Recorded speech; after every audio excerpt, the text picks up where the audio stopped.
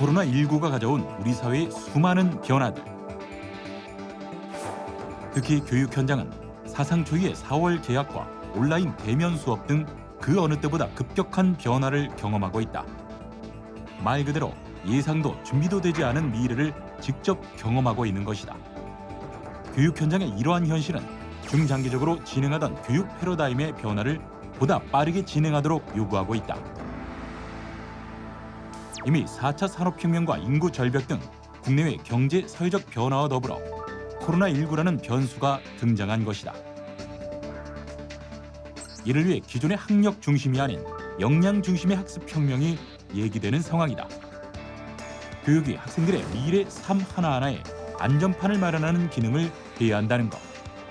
이런 미래 교육 체제의 방향과 주요 의제 준비를 위한 국가교육위원회 설치에 대한 논의도 진행되고 있다. 사회 전 분야가 새로운 길을 걷고 있는 지금, 미래 교육의 큰 틀을 마련하기 위해 필요한 것은 무엇인지 국가교육회의 김진경 의장을 통해 들어본다.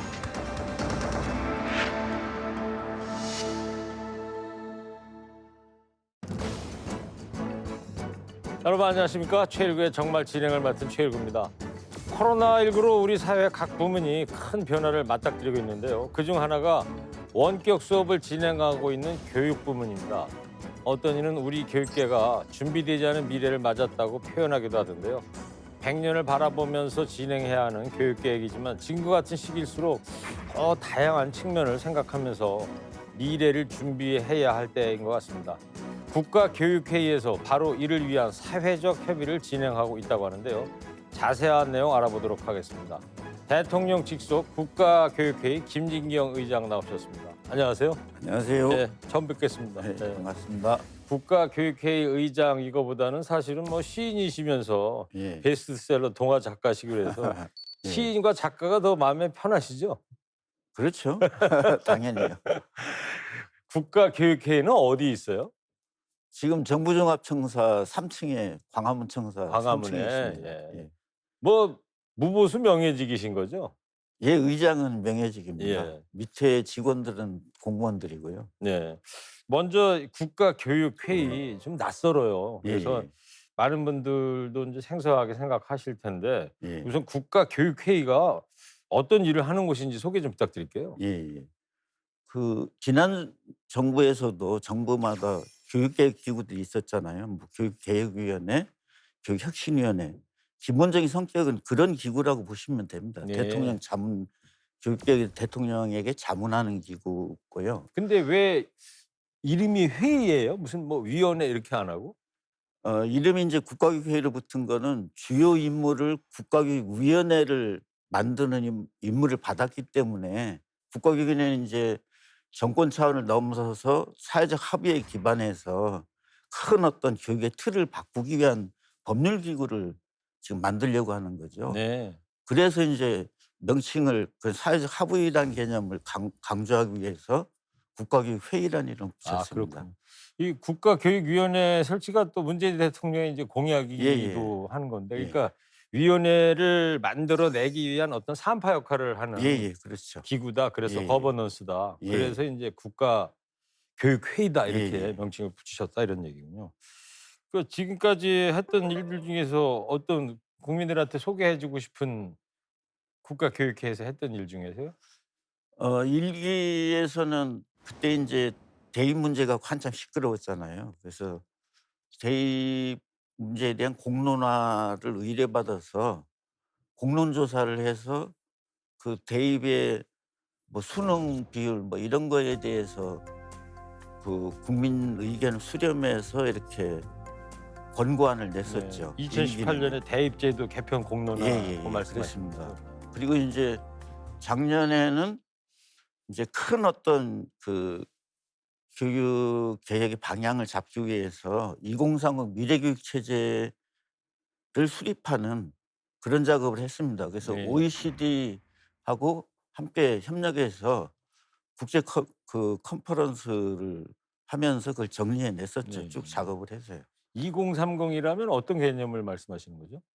그러니까 2030년 전후 10년을 보고 어떤 큰 어떤 우리 교육의 패러다임을 근본적으로 바꾸기 위한 그런 어떤 개혁안 그런 것들을 이렇게 좀 골격을 잡는 그런 예. 작업을 했습니다. 그러니까 2020년부터 한 2040년 한 20년. 예, 그렇죠.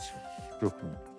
그 지금 이제 3기신데 네. 지난 1기, 2기에는 어떤 활동을 주로 하셨고 또 이번 3기는 어떤 차이점이 있는지 좀 설명 좀 부탁드릴게요. 일기는 실제로 사회적 협의를 실험해봤다고 할 수 있죠. 네.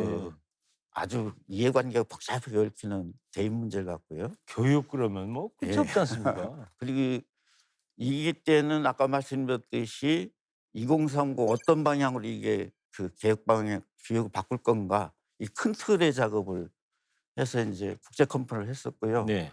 3기는 이제 구체적으로 국가기금위원회라는 이 기구의 설계도를 아주 정밀하게 그리고 국회 통과시켜서 성립을 시키고 그리고 국가기금이 설립됐을 때 자동차가 만들어지면 기름을 넣어야 되잖아요. 예. 실제로 이렇게 설립됐을 때 처음에 이렇게 어떤 실행 계획을 갖고 갈 건가, 뭘 우선적으로 할 건가 이런 것도 구체적인 작업을 하는 국가교육위원회가 거죠. 이제 만들어지게 되면 예, 예. 어떤 어젠다를 끌고 나갈 것인가. 그렇죠. 예. 예. 그런 일을 하셨. 자 그러면은 국가교육위원회 이제 설치가 예. 돼야 되는데 아직 안 예. 되고 있지 않습니까? 예, 예.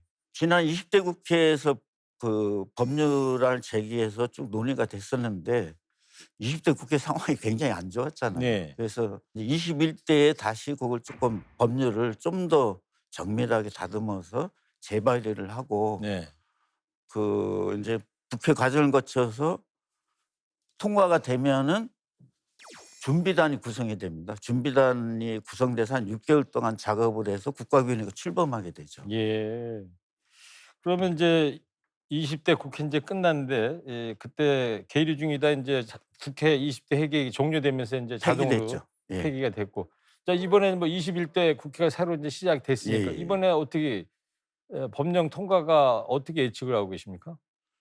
일단 그 대통령님께서도 공약상을 굉장히 강조하셨고 또 청소년 공약에도 가장 우선적으로 처리하겠다고 되기 때문에 네. 뭐 국가의 법률이 좀 시기가 어떻게 될지 모르지만 되는 건 확실하다고 볼 수 있고요. 예. 시기는 언제쯤 전망하세요? 그 희망 사항이시겠지만. 네. 올해 안에 통과돼서 준비단이 출범하면은 좀 아, 성공적이지 않는가. 연내까지. 보겠습니다. 예. 예. 그러면 준비단이 설치가 되면 6개월 작업을 하시면 예. 만약에 지금 스케줄대로면 예. 내년 이맘때쯤에는 이제 그렇죠. 국가교육위원회가 예. 드디어 첫 선을 예. 보이게 예. 되겠군요. 좀 해야 될 일이 이제 앞으로 많을 것 같은데 그다음에 이 1, 2기에 이어서 이제 3기 의장까지 맡고 계신데 아주 예. 독특한 이력을 갖고 예. 계세요. 이쪽 문인 쪽에 계신 분들은 뭐 김진경 그러면 모르는 분이 안 계시겠습니다만은 예. 뭐 시인이시고 이팝나무 꽃 피웠다 그 저도 예. 애송하는신데 이팝나무 예. 이제 졌잖아요. 예. 쌀꽃이라 그래가지고 그렇죠. 바발같이 하얗다 그래서 이팝나무 그러는데 그다음에 그 고양이 뭐죠? 고양이 학교. 예. 뭐 세계적으로 유명한 그 연작 동화집을 예. 좀 내셔가지고 프랑스에서 아동문학상 이게 참 어렵더라고요. 불어라 앙코리티블상 이걸 수상하셨다는데 예. 예. 뭔 뜻입니까? 앙코리티블이라는 게? 그게 투명한 공정한 그런 뜻입니다. 그러니까 다른 상하고 다르게 그 수상자 결정 2년이 걸려요. 그러니까 1년 동안 이렇게 프랑스어로 나온 아동 청소년 작품 중에 어른 5천 명이 논의를 해서 후보작을 뽑습니다. 오. 6, 7개를. 어른 5천 명이요? 예. 그다음에 그거를 그 학교나 도서관에서 한 14만 5천 명 그 정도 학생들이 1년 동안 토론을 해요. 예. 그 작품들을 보면서. 그래 가지고 인제 그 옛날 소르본 대학이죠. 거기 모여서 이제 독서 축제하면서 투표를 하거든요. 오. 투표를 해서 가장 다수의 득표를 한 작품한테 상을 줍니다. 그것도 예. 아이들이죠. 요만한 상장은 요만해요. 그래요? 거기다 수상이 이제 자기들 토론 결과를 적어 가지고 예. 그래서 투명하다 이제 공정하다 그런 뜻이죠. 아. 예. 이 몇 년도에 수상을 하신 거예요? 2006년도에 2006년에. 그러면 14년 전에 이제 수상을 예, 하셨고. 그 여러 나라 말로 또 번역이 돼서 세계적으로도 판매가 되는 걸로 알고 있는데 지금 8개국어로 8개국. 번역돼 있어요. 알겠습니다. 궁금하신 분은 직접 사서 읽어보셔야 될 거고 사실 저도 읽어보진 못하고 예. 서평 이런 거만 줄거리 예. 정도는 좀 읽어봤습니다. 예. 근데 어떻게 하시다가 이 중장기 교육개혁 방향을 논의하는 네. 국가교육회 의장이 되셨어요? 시인 작가 하시다가? 원래 이제 그 80년 5월에 광장쟁이 있을 때요. 네. 아 이거를 시로라도 얘기해야 된다 해 갖고 81년에 5월 시동인을 만들었었거든요. 예. 그 활동하다 이제 하다 보니까 왜 우리가 교육 현장에도 진짜 문제가 심각한데 이 문제에 대해서는 교사가 많았어요, 동인 중에. 네. 왜 우리가 이걸 얘기 안 하고 있냐. 그래서 인제 그 당시에 그러니까 학교 교육의 문제에 대한 예. 이야기. 무크지라고 1 년에 한 번 내는 잡지 있잖아요. 네. 그걸 냈는데 그게 인제 사건화돼 갖고 제가 감옥에도 가고 뭐 해직도 되고 아 그랬습니다. 그러셨습니까? 그래서 인제 그 사건이 이 교사운동, 교육운동이 80년대 폭발적으로 확산하는 계기가 됐었죠. 네. 그때는 이제 고등학교 선생님하고 계실 때죠. 예예. 그러니까. 예. 그래서 인제 전교조도 만들고 교과 모임 여러 가지를 만들고 쭉 활동을 해 오다가 노무현 정부 때 교육비서관을 하게 됐어요. 네. 그런 인제 과정에서 인제 국가교육 의장까지 왔는데 판타지 동화에 대해서는 사람들이 나왔을 때 되게 궁금해하더라고요. 예. 도종환 선생님이 전화 였고 이김진경이 그 김진경 맞아? 어. 근데 인제 판타지 동화도 제가 아이들이 지금 이제 우리 교육체를 바꿔가는 방향과 직결되어 있는 문제인데 예. 아이들이 학생들이 정말 질적인 변화를 한 때가 90년대 한 3-4년 중반이었거든요. 그때 아이들의 변화를 이렇게 쭉 추적을 하다 보니까 아이들이 이렇게 변화하면은 이 판타지란 코드가 굉장히 아이들에게 중요한 코드가 되겠다. 네. 또 이렇게 우리 세대에 비해서 신화에 대해서 굉장한 친연성을 갖게 된다. 그럼 신화란 게 뭐냐고 공부하다가 인제 2000년에 그 판타지 동화까지 써보게 된 거죠. 그럼 예. 판타지 코드를 한번 변화된 아이들하고 제대로 한번 무거운 주제를 가지고 이 코드를 한번 얘기해 보자. 그래서 인제 고향역까지 썼으니까 지금 막 일관된 게 있습니다. 네. 그렇군요. 달라 네. 보이지만. 뭐 그냥 평면적으로 단순하게 네. 시인하고 작가시고 그다음에 교육 현장에서 선생님도 하셨지만 이런 시인 작가가 어떻게 이런 정책적인 일을 하지 그런 네. 차원이 아니다 네. 이런 네. 말씀이구나. 네.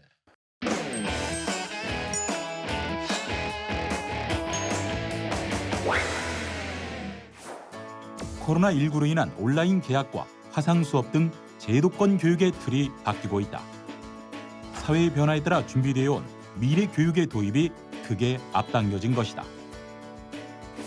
하지만 준비되지 않은 채 맞이한 미래 교육은 그만큼 많은 숙제를 남기고 있다. 특히 비대면 온라인 학습은 자발적이지 않은 학생을 통제하고 가르치고자 하는 부분에서 근본적인 한계를 드러냈다. 코로나19로 인해 이미 우리는 교육하는 시대에서 학습하는 시대로 들어섰다. 이를 위해 학교는 일방적인 교육이 아닌 폭넓은 안목을 키우는 공간으로 전환해야 한다는 과제를 안게 됐다. 또한 학교의 변화에 따라 교사도 온라인 수업과 교실 수업을 조화롭게 구성하는 종합 설계자 역할을 요구받고 있다. 학습자 중심으로 수업이 이루어지도록 돕는 협력자 역할이 요구되고 있는 것이다. 과연 코로나19로 더 시급해진 미래 교육. 이를 보다 나은 방향으로 이끌어가기 위해 우리는 지금 무엇을 해야 할까? 자, 우리 코로나19가 뭐 지금 전 세계 우리도 그렇습니다만 무력하게 만들고 있는데 우리 교육 앞으로 어떻게 바뀔지 이런 예. 얘기 좀 여쭤보려고 예, 합니다. 예. 그래서 이 우리 교육이 맡고 있는 변화 또 미래 방향에 대해서 이야기를 나눠보려고 그러는데 우리 교육계 최근 가장 큰 변화 요인이 예. 코로나19가 아닐까 싶어요. 뭐 예. 가장 뭐 온라인 교육 그다음에 예. 아이들 이제 등교를 조금씩 이제 예. 하고 있고 예. 그나마도 또 코로나가 또 중간중간 확진자가 늘어가지고 예. 등교하자마자 또 예. 학교를 못 가는 그런 사태도 있고 그런데 온라인 계약 같은 이제 큰 변화가 이렇고 앞으로 예. 미래 교육이 어떻게 될지 예. 진짜 전망조차 하기가 예. 어려운 상황 예. 같은데요. 의장님 보시기에 코로나19 이전과 이후에 우리나라 예. 교육이 어떻게 바뀔 것이로 보십니까? 뭐 아주 담론이긴 합니다만 예예. 일단 큰 주제부터 한번 들어가 볼까요? 그걸 인제 교육 전반의 구조 문제하고 또 이렇게 온라인 수업 요걸 좁은 개념하고 좀 나눠서 생각해 볼 필요가 있는데요. 네.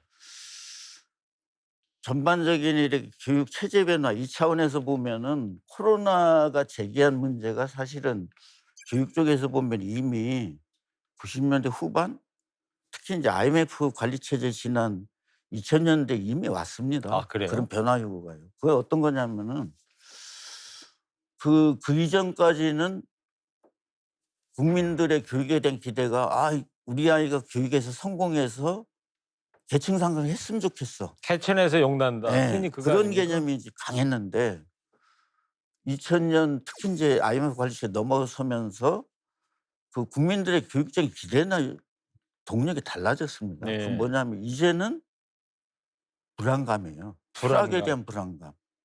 이미 인제 스카이 대학 나와도 취업률 50% 거든요. 더 이상 계층 상승의 통로로서 의미는 없어졌거든요. 예. 더 나은 안전판일 뿐이죠.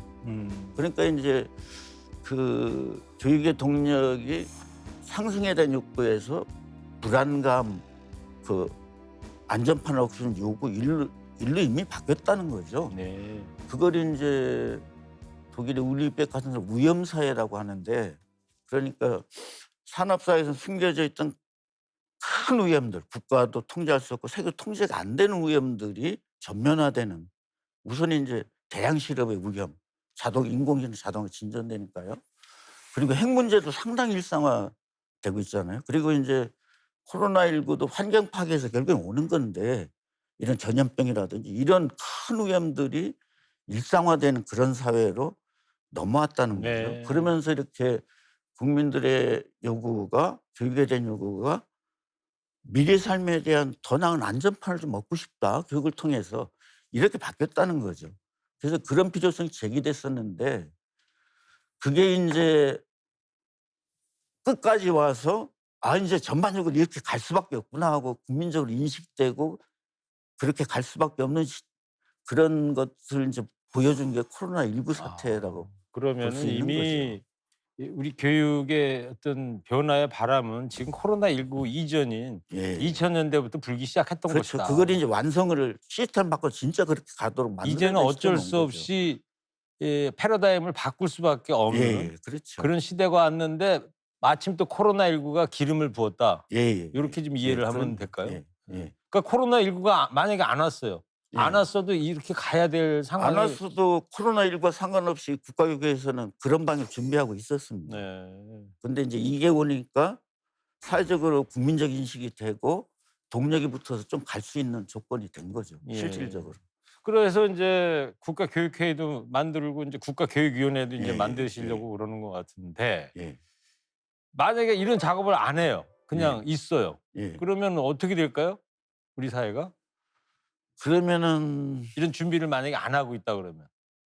그러니까 인제 그 국가교육이나 국가교육위원회 같은 기구를 통해서 자꾸 하는 이유가 뭐냐면은 변화란 거는 진짜 벼랑까지 가서 파국을 맞이해서 돌아설 수도 있고 그건 불행하잖아요. 너무 그렇죠. 많은 희생을 치르는 거잖아요.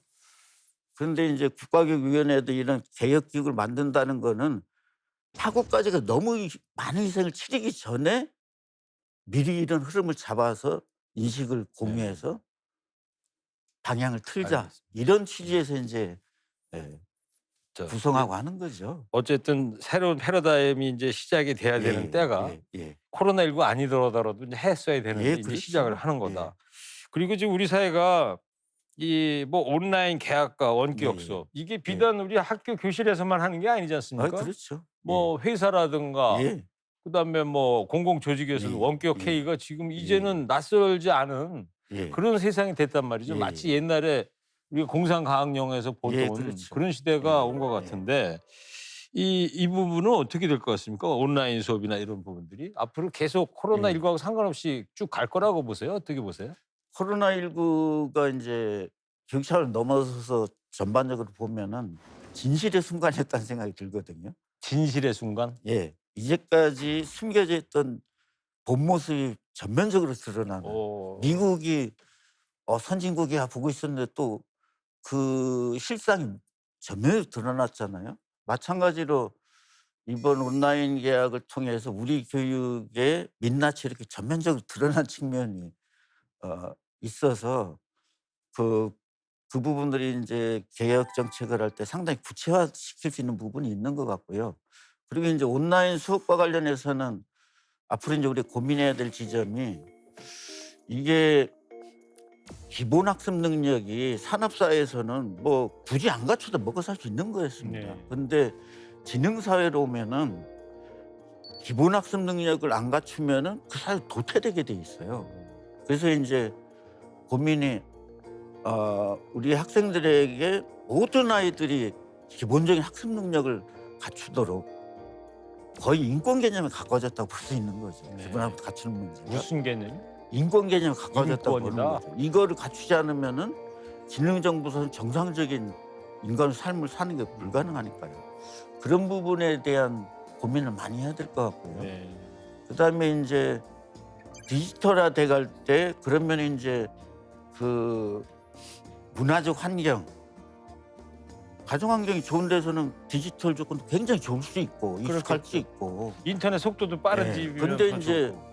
경제적 사정이 어려운 데는 뭐 컴퓨터도 없을 수도 있고 그렇죠. 뭐 PC도 없을 그럴 수 경우도 있는 있고. 거잖아요. 이 부분에서 나타날 수 있는 그런 불평등을 국가가 어떻게 해결해 줄 것인가, 이런 문제가 이제 굉장히 중요한 문제로 등장하는 것 같고요. 그다음에 이제 이번에 그 온라인 계약을 통해서 초기에 혼란이 있었지만은 굉장히 빠른 시일 내에 플랫폼 기반을 갖췄거든요. 네. 600만이 동시 접수가 있으면 이거는 굉장히 큰 자산이라고 볼 수 있고요. 그래서 이 플랫폼을 활용해서 앞으로 고교 학점제가 갈 때 온라인 오픈을 결합하면서 그 농촌의 학교까지 굉장히 다양한 프로그램을 보낼 수 있는 그런 기반이 형성됐다고 보이고요. 그리고 이제 대학으로 보면은, 이 대학은 그 연구 기반이나 이런 거를 갖기 위해서는 국내 시장만 갖고 안 됩니다. 네. 이게 이제 넓혀야 되는데,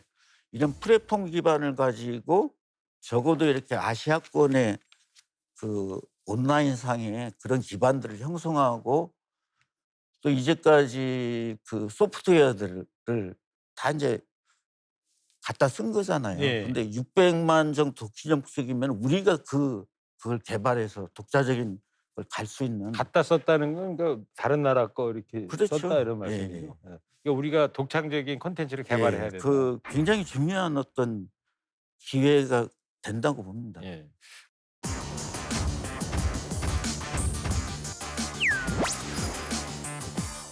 교과별 교육 과정이요. 뭐 국어, 영어 뭐 이 교육 과정은 30년 동안 바뀌질 않았어요. 이런 부분을 이제 바꾸는 게 기본 양성 체제 개편이죠. 교사들이 그 다양한 아이들에 맞는 교육을 할 수 있도록 전문적 지원 체계로 바뀌어야 되거든요. 행정이나 재정의 교육 자치는 교육지원청으로 내려가야 된다고 네. 생각을 합니다. 그리고 현재 추진하고 계신 역점 과제가 문재인 네. 정부의 이제 국정과제인 국가교육위원회 이제 설치신데 국가교육위원회 설치를 위한 법률안도 여러 건이 국회에 발의됐었다고 하는데 국가교육위원회 설치가 왜 필요하다고 보십니까?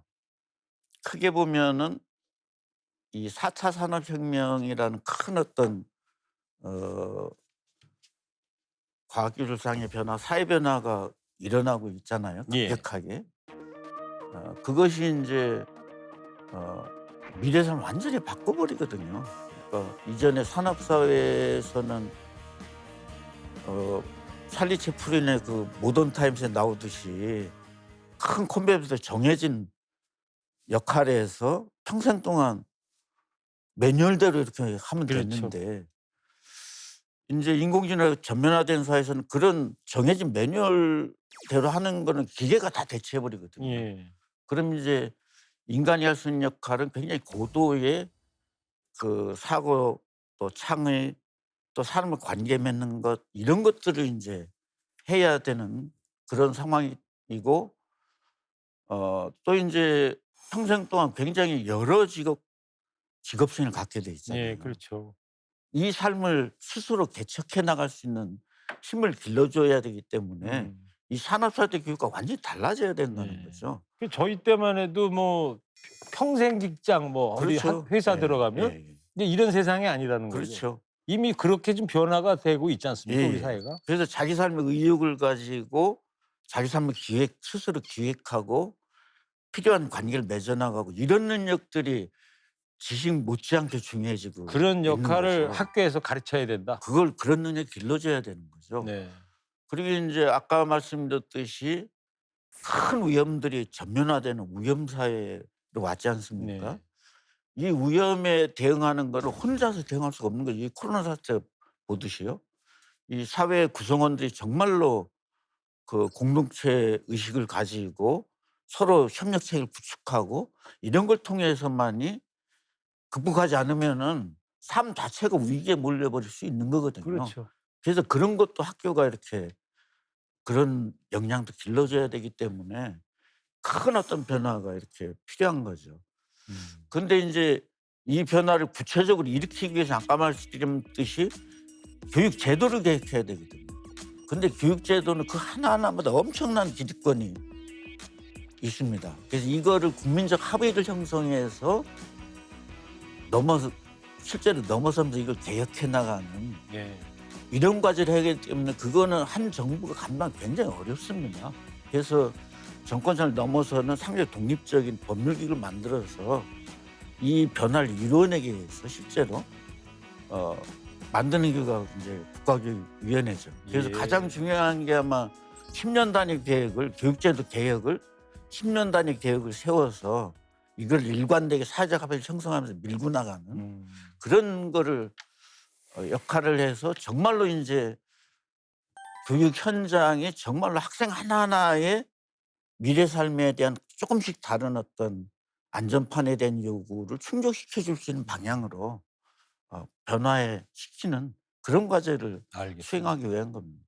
국가교육위원회가 이 출범하면 구체적으로 어떤 일을 하게 되는지 좀 조금 전에 말씀 좀 해 주셨는데 뭐 예. 사례 같은 게 좀 있을까요? 30년 전에도 30년 동안 교육 수요자 중심, 학습자 중심 얘기를 했는데 우리 교원 양성 체제에서 보면은 교육학에 학습자의 사회학이나 학습자의 심리학이나 다양한 학을 어떻게 만들 실전의 교직학 자체가 없습니다. 너무 어렵게 전문 용어 쓰시니까 쉽게 좀 설명 좀 해 주세요. 학습자가 누구죠? 학생들. 학생이요. 예. 그러니까 그 사대나 교대 다니는 동안 내가 현장에 나가서 아이들은 굉장히 다양해져 가고 있잖아요. 네.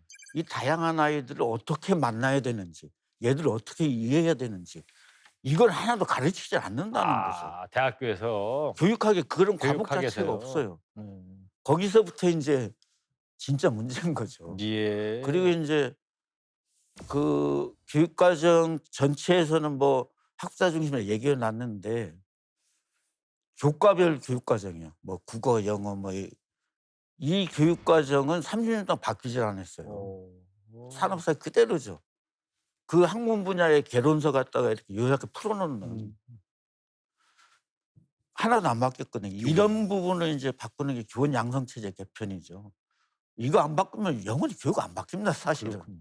그러니까 학습자 얘기 말씀하신 게 앞으로 미래의 인제 학교 현장에서 강단에서 예. 미래 선생님들의 예. 교육부터 시작을 해야 된다. 예. 그러면 인제 이게 바뀌면은 교육부나 교육청의 역할이 바뀌게 되는 거죠.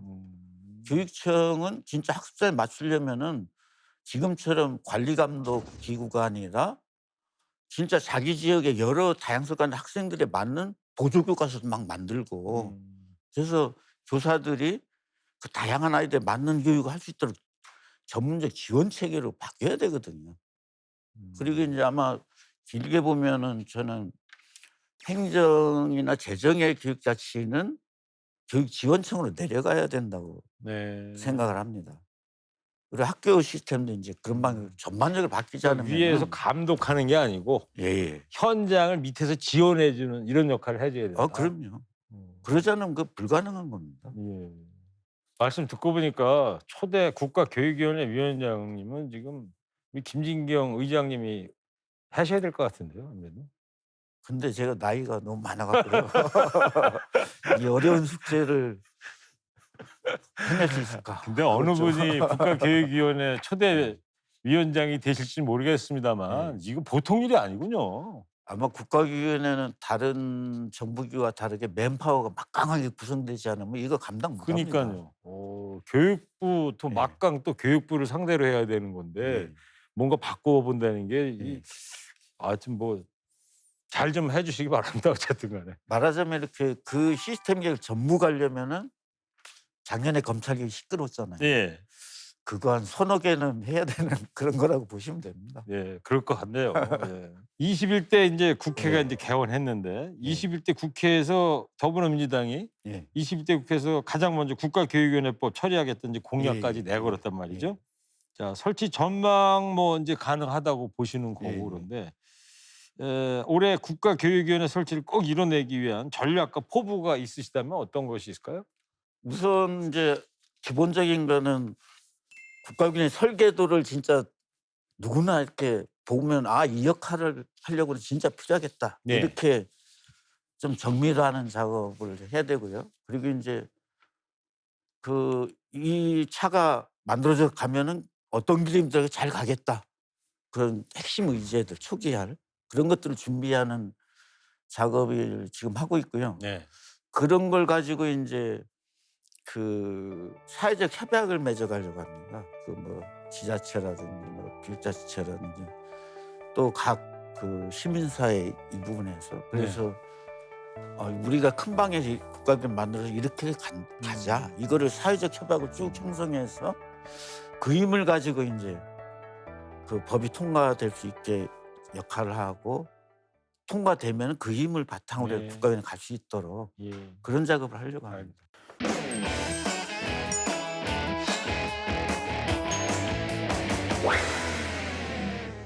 30년 동안 전혀 안 바뀐 이유는 기득권을 안 내려놓기 때문에 네. 나도 낡은 체제 이런 발을 디디고 있구나.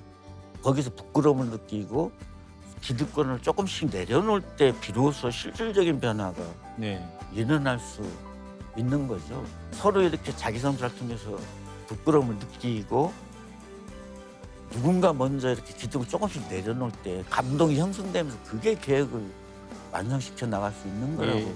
봅니다. 4차 산업혁명 시대 각국의 미래 인재 양성들을 위한 교육 개혁을 이제 서두르고 있는데요. 예. 작년에 한 OECD 국제 교육 컨퍼런스를 개최하셨고 올해 OECD 한국 교육 분석 결과도 예. 발표하실 예정으로 알고 있는데 OECD에서는 우리 한국 교육을 예. 어떻게 보고 있고 또 미래 교육 방향에 대해서 뭐를 조언하고 있습니까? OECD도 기본적인 미래교육의 방향이 우리가 얘기하는 거 다르지 않습니다. 그래서 공감을 굉장히 마치 이렇게 합숙훈련에서 한 것처럼 OECD 교육부장 발제하고 제 발제가 내용이 뭐 거의 네. 일관되고 통하더라고요. 그래서 이제 OECD에서 얘기하는 거는 앞으로 미래 사회를 위해서는 학업 성취만이 아니라 학생의 웰빙, 좋은 삶을 만들어가는 능력 이걸 길러주는 방향으로 네. 전환해야 된다. 이게 이제 기본적인 방향입니다. 그런 방향 입각해 볼 때 한국어 학생들은 학업 성취도는 높지만은 굉장히 불안하고 네. 또 이제 삶의 만족도가 OECD 국가에서 최저다. 그리고 이제 학습에 들인 시간에 비해서 효율성이 너무 낮다. 네. 이런 지적들을 했고 그건 상당히 타당한 지적이라고 생각합니다. 예. 학교 자율성이 너무 없다. 그런 것들이 이제 지적을 하고 그래서 이제 포용성 이제까지 소수 엘리트를 길러내기 위한 교육 중심이 아니라 많은 아이들이 이렇게